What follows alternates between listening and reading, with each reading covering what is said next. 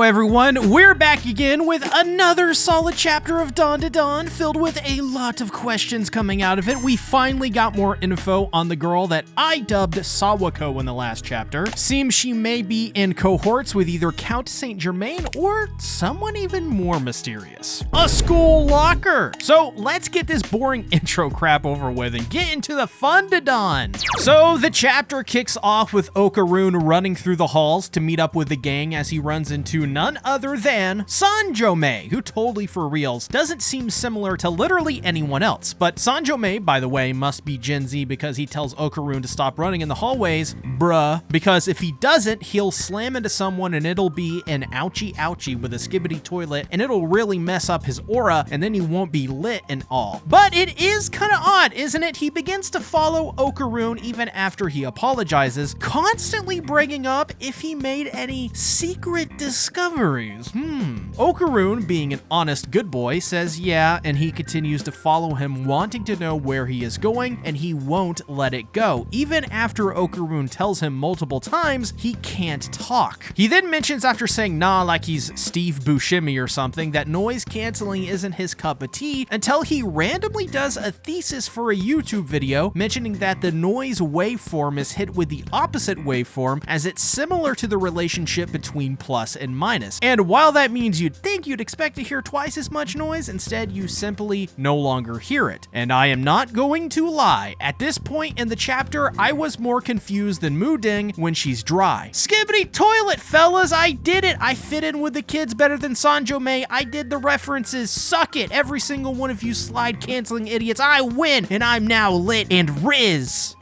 But for Sanjome, these waveforms causes a sticky, icky feeling, so he doesn't use it, which should be a red flag to Okaroon, yet he keeps on power walking in the most natural way possible, which is when he brings up the phenomenon of metronome synchronization. So, being a fellow child of the internet born after the year 2001, I also did a TikTok search and found Goth Egg playing a harp. But right after that, I found a video on YouTube from Harvard, which demonstrated this phenomenon, except in their demonstration, it was on a set of empty aluminum cans. So yes, over a time, they will all start to synchronize, which is when he then brings up that this is how bacteria moves too. They have similar vibrational frequencies, and so they align in their environment to the individual with the ideal vibrations, which causes the others to do the same eventually. Sanjome, the biologist, goes even deeper, further linking the two with the human body, in which human cells make up only 10% of the total cells, meaning that humans do not actually have free will, rather their actions are decided by the vibration of those bacteria. I also did a cursory gloggle, and from the looks of it, it does seem like, yeah, indeed, bacteria do have a major influence on the way humans and even animals behave. So to all of you kombucha drinkers out here, you're ahead of the game. I also remember recently reading an article about bacteria in the ISS, how they have slowly started to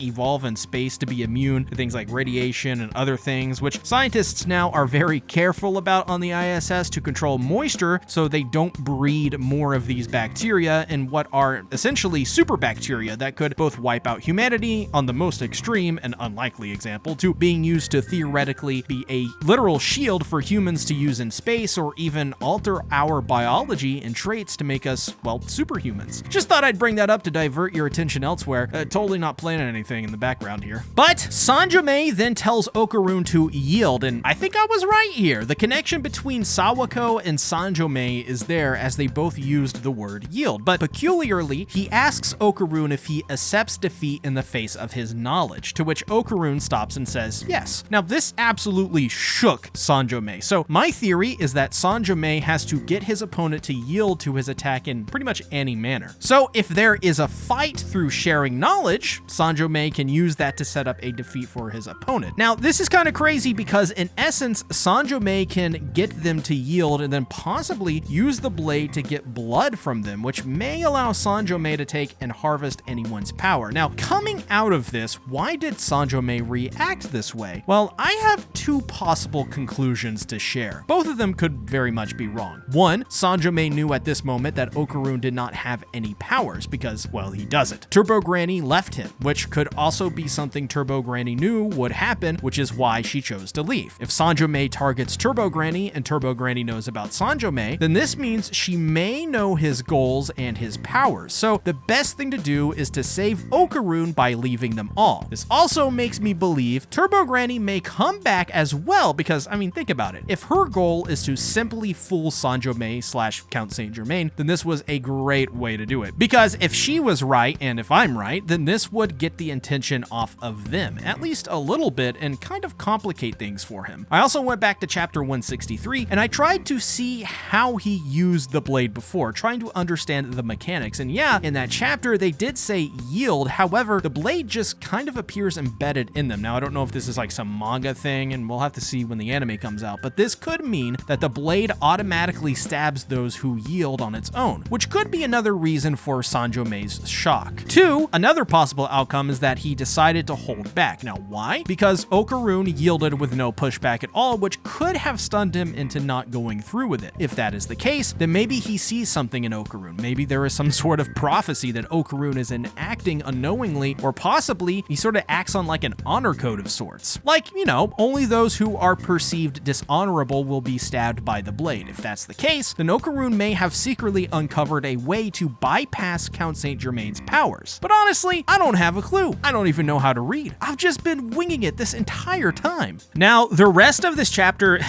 is one heck of a scene. Momo tries to explain what happened to her. A woman with a blade attacked her as they all tried to figure out just exactly who would attack Tiny Momo. All the while, Sakata, Gigi, and Vamola act like a bunch of freaking goofs. It was just a really funny moment, but as Okarun arrives, learning of the attack, Ira gets Momo to climb into her pocket, and they do a bit of some detective work, and both Momo and Okarun reveal they have run into people who mention the word yield. But this quickly gets lost in the cacophony of goofs as Ira accuses Okarun of looking at Ira's bosom, which is technically true, but I mean, he was just looking at Momo, and she planned this out, didn't she, from the very beginning? So Ira pounces on Okarun in no time, even getting him to admit it was on purpose by just getting him to say it, even though it wasn't true, which then causes her to freak out and act as if he meant it genuinely, which leads to her getting way into this bit as Okarun keeps telling her he didn't do it, as Gigi does his thing. I don't know what this is, but this must be what they call the skibbity toilet. So Ira lets loose and kicks Sakata, which causes him to blush because he's so cool on the inside and just so freaking awesome, while Gigi sings it wasn't supposed to be this way. So Momo, being the rational one, gets him to look down at her, which I honestly think that was probably also a trap too, but we do get a new Momo reaction out of this, so totally worth it with what's about to happen to Okarun. Momo uses her powers to knock out Okarun with a wooden chair as she tells Ira to stop sticking to Okarun like, I quote, stink on shit. It's certainly a way to put it, but as Vamola and Gigi continue to sing and do the skibbity toilet dance, as Sakata questions how cool he is on the inside and how freaking awesome he is, as Rin, seeing all of this chaos, she just sees it and goes, yeah, I don't know, this is stupid, peace, I'm out, I got more important things to do. However, I gotta ask, what the heck was up with that last moment? We see Sawako walking through the hallways disheveled as someone within a locker tells her that she is doing things all wrong, that if she doesn't make her opponents yield, then she cannot steal their abilities. And even crazier is when they say that they are the ones who granted her these abilities, all so that she'd be able to do what she is trying to do now, which is to gain them. So